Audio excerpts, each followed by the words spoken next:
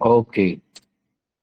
तो नाउ जब हमने कल पढ़ा था तो वी सॉ सेलेक्ट स्टेटमेंट। जो सेलेक्ट स्टेटमेंट से हम बेसिकली क्या करते हैं, वी जस्ट सी ऑल। तो ये हमारा बार बार यूज होने वाला है क्योंकि हमें इंफॉर्मेशन तो अलग अलग जगह से लेनी पड़ेगी। So we are going to use this again and again, right? So suppose this is if you want to explore the department table, I have selected it like this and then click on this. So now you can see the entire department table over here. Okay. So now we'll try to explore more thing. Now for example, अगर अभी यहाँ पे आप देख सकते हो कि हमारे पास ये टेबल है। डिपार्टमेंट आईडी, डिपार्टमेंट नेम है, मैनेजर आईडी है and location ID. Now since this is a department table, you can see that department names will be unique, but you can see there are location IDs are repeated, right? So if you want to see here total there are 27 rows are there, but you can see 1700 is repeated, 1800 is also repeated. So I want to see how many locations are there, how many unique locations are there. So to find the unique value out of it, how what we can do is we can use the distinct, right? So I'll use um, select distinct, distinct, distinct, and now we want the location ID to be distinct, location underscore ID from HR dot departments. Okay.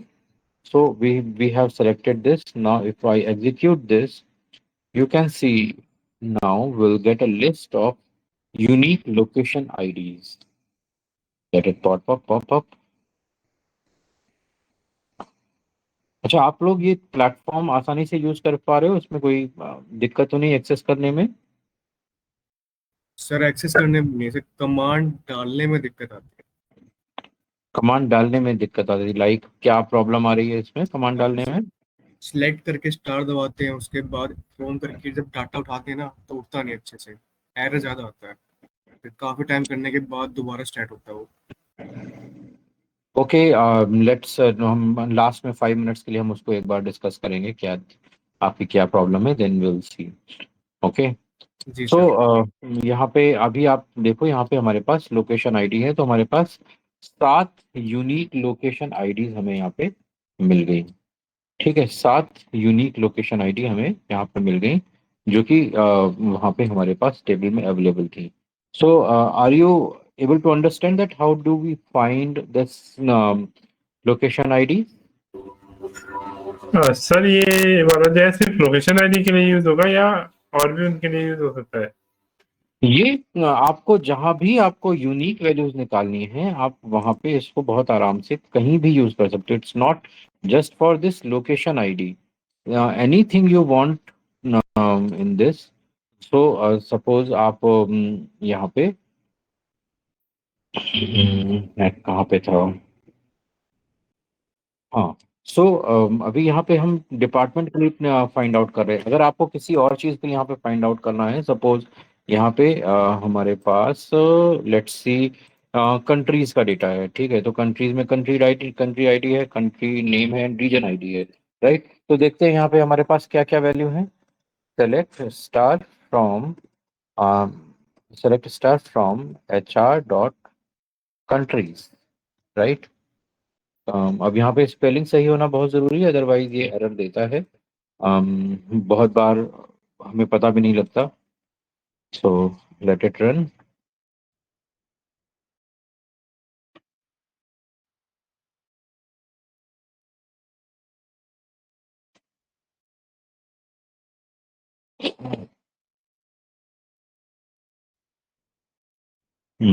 O, form. यहाँ पे keyword अभी हमने country सही डाला है, form लिख दिया from की जगह। तो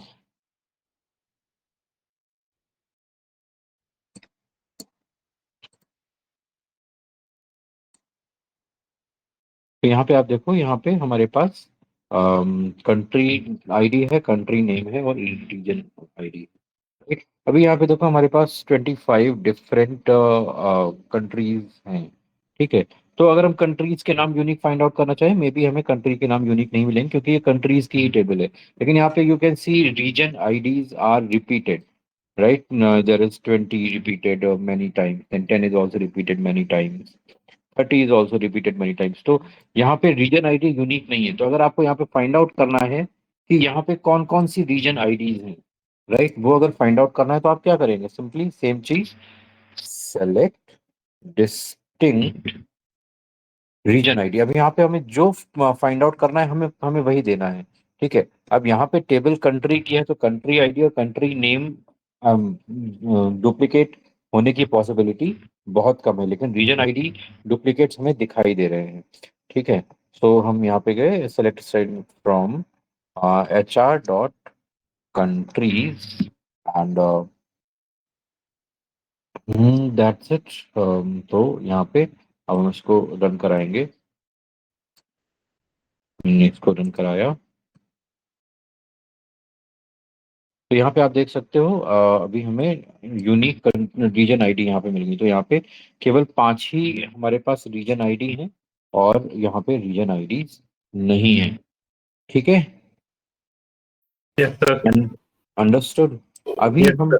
अभी अभी हम यहाँ पे देखना चाहते हैं कि यहाँ पे ये रीजन आईडी है। अब इसको हम सॉर्टेड ऑर्डर में करना चाहते हैं कि ये अभी हमें 40 10 ऐसे ऊपर नीचे दिखाई दे रहे हैं। वी वांट टू सी कि ये कहाँ से स्टार्ट हो रहा है और कहाँ पे खत्म हो रहा है। तो बेसिकली सॉर्टेड ऑर्डर में हम देखना चाहते हैं, तो हम यहाँ पे सिंपली लिख सकते हैं order by region ID, right. तो ये इससे हम इसको एक असेंडिंग ऑर्डर में हम लेके आ सकते हैं। तो जब भी हमें असेंडिंग करना है तो हमें यहाँ पे कुछ भी नहीं देना है, ऑटोमेटिकली बाय डिफॉल्ट ये असेंडिंग ऑर्डर में हमारे पास आ गया। ठीक है। अगर इसी को आप डिसेंडिंग ऑर्डर में देना चाहते हो तो आप यहाँ पे इसके लिए DESC कीवर्ड यूज करोगे। ठीक है। असेंडिंग के लिए वैसे आप AESC यूज कर सकते हो और डिसेंडिंग के लिए DESC। तो ASC आपको देने की जरूरत नहीं है क्योंकि बाय डिफॉल्ट ये असेंडिंग ऑर्डर में आएगा ही आएगा। ठीक है।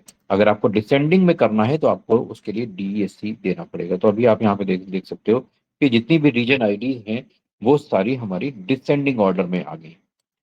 करेक्ट है? ये चीज सबको समझ में आ रही है? Yes sir.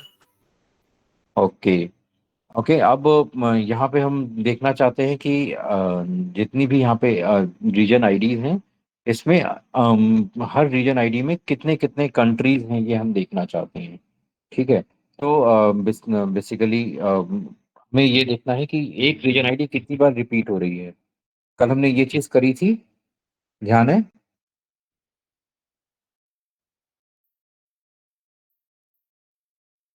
ध्यान है किसी को? कल हमने ऐसा कुछ किया था। सर एक बार दोबारा बता दो। हम अभी यहाँ पे हमें कौन कौन सी रीजन आईडीज हैं ये हमें पता लग गया, राइट। अभी यहाँ पे जो हमारी टेबल है, इसमें हमारे पास एक रीजन के अंदर मल्टीपल कंट्रीज हैं। अगर हम यहाँ पे देखेंगे जो हमारी मेन टेबल है उसमें एक रीजन के अंदर मल्टीपल कंट्रीज हैं। जैसे 20 में मल्टीपल कंट्रीज हैं, 10 में भी मल्टीपल कंट्रीज हैं, 30 में भी मल्टीपल कंट्रीज हैं, 50 में भी हैं। तो अब हम यहाँ पे देखना चाहते हैं कि हर रीजन में कितने कितने कंट्रीज बिलोंग कर रहे हैं। तो क्या हम फाइंड आउट कर सकते हैं? कल हमने ऐसा कुछ किया था, किसी को ध्यान है? तो शायद count command. Count sir. Exactly, good. जिसने भी बताया ये, good one. At least some of you are remembering that. तो हम यहाँ पे basically select region underscore ID comma count, और यहाँ पे हम स्टार भी कर सकते हैं या यहाँ पे हम रीजन अंडरस्कोर ID यहाँ पे काउंट दे सकते हैं। And from HR country and फिर हमें देना पड़ेगा group by region underscore ID। ठीक है। तो रीजन अंडरस्कोर ID ही हम हर जगह यूज कर रहे हैं और इसको हमने यहाँ पे काउंट कराया।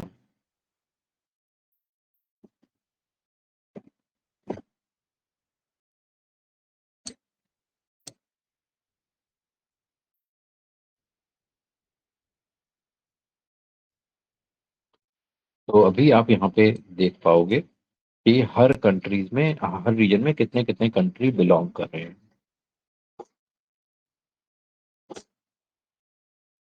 ये ज्यादा टाइम ले रहा है।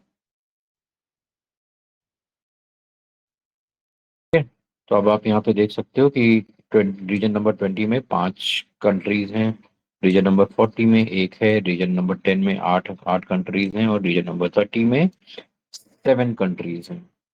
Are you able to relate find this now? Yes sir. Okay, total अगर आप काउंट ऑफ रीजन आईडी का टोटल काउंट करोगे तो टोटल 25 आएगा, क्योंकि टोटल 25 एंट्रीज थी वहाँ पे। सो 5 1 6 8 14 7 21 एंड लास्ट वन इज 4 25।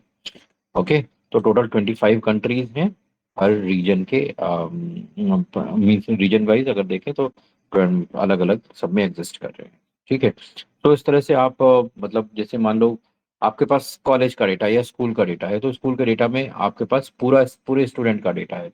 आप पूरे हर क्लास में कितने बच्चे हैं ये फाइंड आउट करना चाहते हो, तो बेसिकली आप वहाँ पे भी सेम क्वेरी अप्लाई कर सकते हो। सो यहाँ पे अगर हम एकेडमिक का डेटा देखते हैं, सपोज अलग अलग, मैं आपको एग्जांपल करके इसलिए दिखा रहा हूँ जिससे आपको चीज़ें क्लियर हों। तो यहाँ पे सपोज हमारे पास स्टूडेंट डिटेल्स का डेटा है।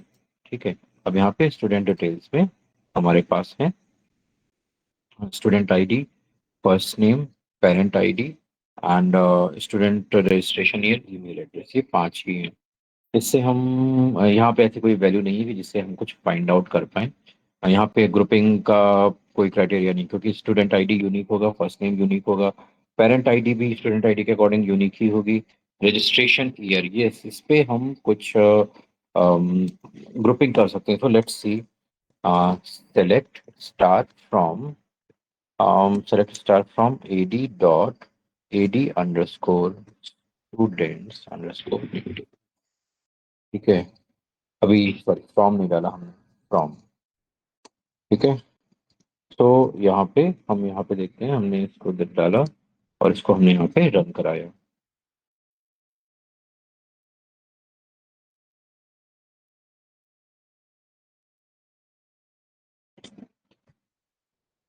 राइट, तो अभी यहाँ पे आप देखो,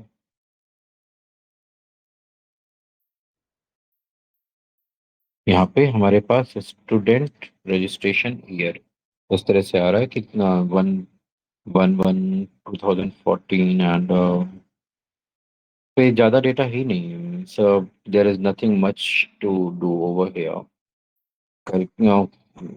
टोटल कॉलेज में 8 स्टूडेंट्स हैं। I don't don't believe it. ये कॉलेज चलता कैसे, इसके खर्चे कैसे निकलते हैं, 8 स्टूडेंट्स से क्या करते हैं?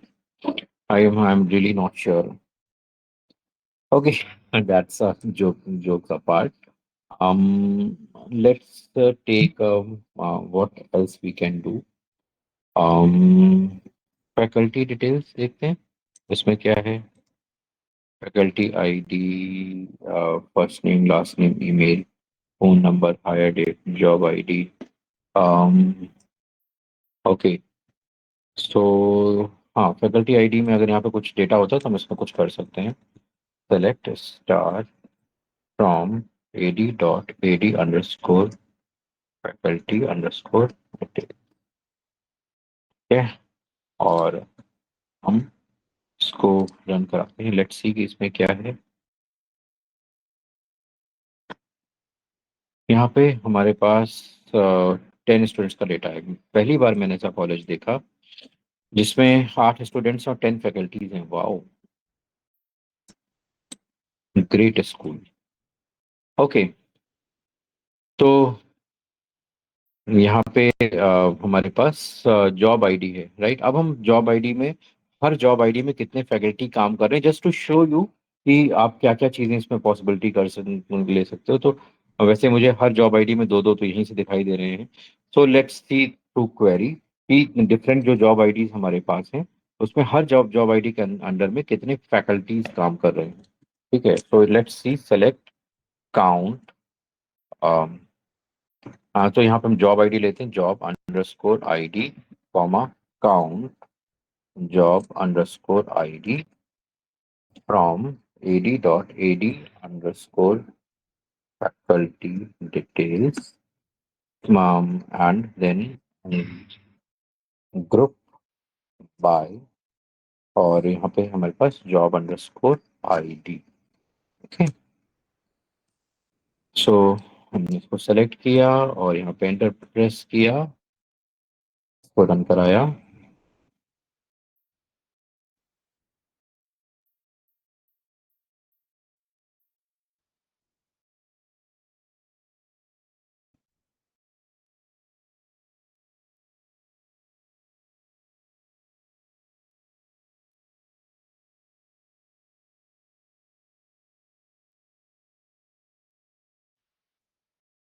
टेकिंग टाइम, इतने छोटे से डेटा में इतना टाइम ले रहा है। हाँ, तो यहाँ पे देखो सारी जॉब आईडीज के अंदर में दो दो फैकल्टी काम कर रहे हैं। 10 स्टूडेंट, 8 स्टूडेंट पे 10 फैकल्टी, और हर डिपार्टमेंट में दो दो फैकल्टी हैं। Wow, great college.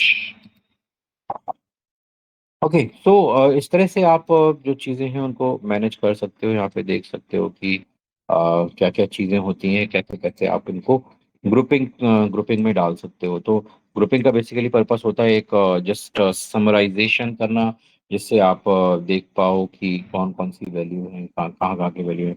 जैसे यहाँ पे कस्टमर्स का डेटा है, तो कस्टमर्स के डेटा में आप फाइंड आउट करने की कोशिश कर सकते हो। जेंडर लेवल पे आप ग्रुप बाय लगा सकते हो, मैरिटल स्टेटस पे ग्रुप बाय लगा सकते हो, या अकाउंट मैनेजर आईडी पे आप ग्रुप बाय लगा सकते हो। इससे मतलब डिफरेंट टाइप की समरीज आप जनरेट कर सकते हो कि डेटा को अलग अलग लेवल से देखने के लिए। ठीक है, so it's completely your intelligence कि आप इसको कैसे एक्सप्लोर करना चाहते हो। और जैसे जैसे आप इसको एक्सप्लोर करोगे, डिफरेंट सिनेरियोज के लिए एक्सप्लोर करोगे, तो आपको धीरे धीरे पता लगता जाएगा कि कैसे कि ये चीज़ें कैसे वर्क करती हैं। ठीक है, any doubt in this? Sir. Okay, great. So अभी हम यहाँ पे थोड़ा सा और आगे बढ़ते हैं, ग्रुप बाई से थोड़ा सा आगे बढ़ते हैं। हमने अभी ऑर्डर बाई कर लिया, ग्रुप बाई कर लिया, और हमने डिस्टिंक्ट भी देख लिया। ठीक है, अभी अगर हमें यहाँ पे मल्टीपल वैल्यूज पे कंडीशन लगानी है, तो अभी हमने वेयर कंडीशन देखी थी जहाँ पे हम सिंगल कंडीशन लगा रहे थे। लेकिन अगर हमें मल्टीपल कंडीशन लगानी है तो हमें क्या करना पड़ेगा? हमें दो यहाँ पे जैसे हमें एंड स्टेटमेंट और स्टेटमेंट हमें यूज करना पड़ेगा। Why it is not typing and और स्टेटमेंट, तो इनको हम देखते हैं कि हम इनको कैसे इम्प्लीमेंट कर सकते हैं। तो यहाँ पे सपोज कोई डेटा हम लेते हैं, सपोज हमने देखा सेलेक्ट स्टार फ्रॉम, और ये यही टेबल ले लेते हैं कस्टमर्स वाली। सेलेक्ट स्टार्स फ्रॉम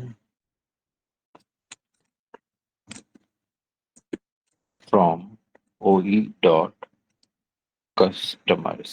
ओके, ये हम दे देते हैं, छोटी सी टेबल होगी ये।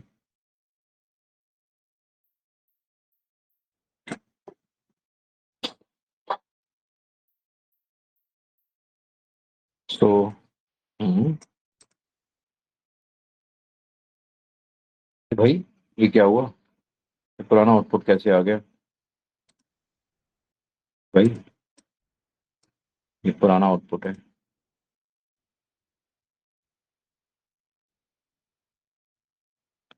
क्या है यार?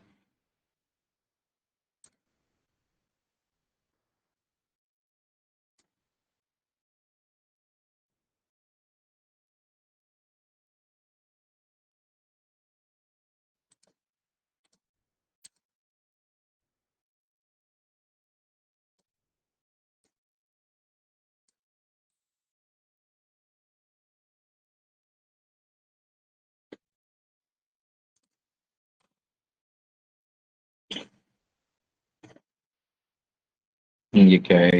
ये आउटपुट क्यों नहीं दे रहा है?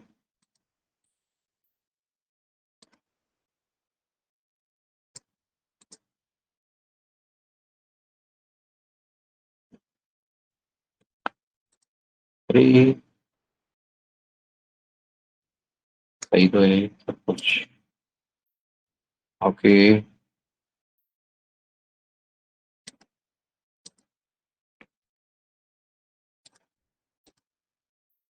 लेट्स यहाँ से हटाते हैं और नई नई फाइल पे ले जाते हैं। यहाँ पे इसको सेव नहीं करना है, यहाँ पे ले लें। ठीक है, और